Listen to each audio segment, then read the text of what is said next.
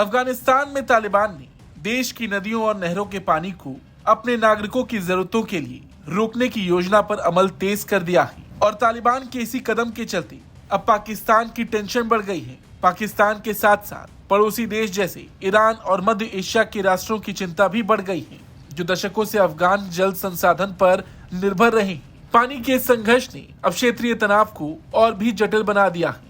2021 में सत्ता में लौटने के बाद तालिबान ने देश में बांध और नहर परियोजनाओं को प्राथमिकता दी। इसका सबसे बड़ा उदाहरण उत्तरी अफगानिस्तान की कोश तेपा नहर परियोजना है, जो लगभग 5.6 लाख हेक्टेयर कृषि भूमि की सिंचाई के लिए बनाई जा रही है। विशेषज्ञों के अनुसार ये नहर अमू दरिया के जल प्रवाह को करीब 21% मोड़ सकती है, जो उज्बेकिस्तान, तुर्कमेनिस्तान और कजाकिस्तान के लिए जीवन रेखा मानी जाती है। ये परियोजना पहले से ही सिमटती अरल सागर को और संकट में डाल सकती है। दूसरी ओर तालिबान का दावा है कि देश को खेती और जीवन व्यापन के लिए पानी की सख्त जरूरत है, जबकि पड़ोसी देशों का आरोप है कि ये कदम क्षेत्रीय स्थिरता के लिए खतरा बन सकता है। वहीं अफगानिस्तान और ईरान के बीच हेलमंद नदी पर 1973 में एक जल बंटवारा संधि हुई थी, लेकिन ईरान का आरोप है कि अफगानिस्तान ने कभी इसका पूरी तरह पालन नहीं किया। ईरान आरोप लगाता रहा कि तालिबान सूखे के समय नदी के बहाव को रोकता है। वहीं तालिबान का तर्क है जलवायु परिवर्तन और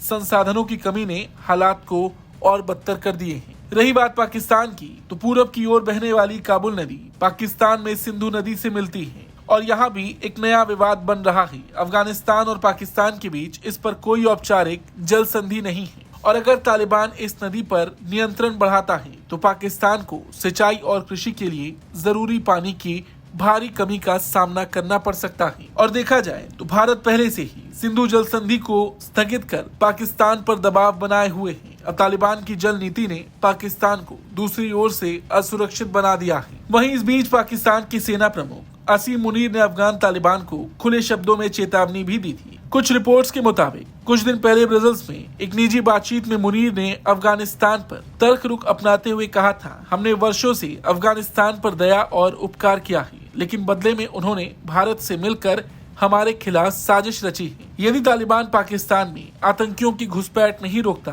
तो हर पाकिस्तानी के खून का बदला लिया जाएगा। हालांकि भारत तक इस रिपोर्ट की पुष्टि नहीं करता, लेकिन ये कहना गलत नहीं होगा कि पाकिस्तान इस वक्त बौखलाया हुआ है। ऑपरेशन सिंदूर में बुरी तरह हार और फिर देश के अंदर भी अस्थिर माहौल, टीटीपी के आतंक, बलूचिस्तान में हमले और दूसरी ओर सीमा पर अफगानिस्तान से विवाद। पाकिस्तान खुद बुरी तरह घिरा हुआ है। तालिबान की जल नीति ने न सिर्फ पाकिस्तान के सामने नई चुनौती खड़ी की है, बल्कि उसके हालात और नाजुक बना दिए हैं। इस खबर को लेकर आपका क्या कुछ कहना है, कमेंट करके जरूर बताएं।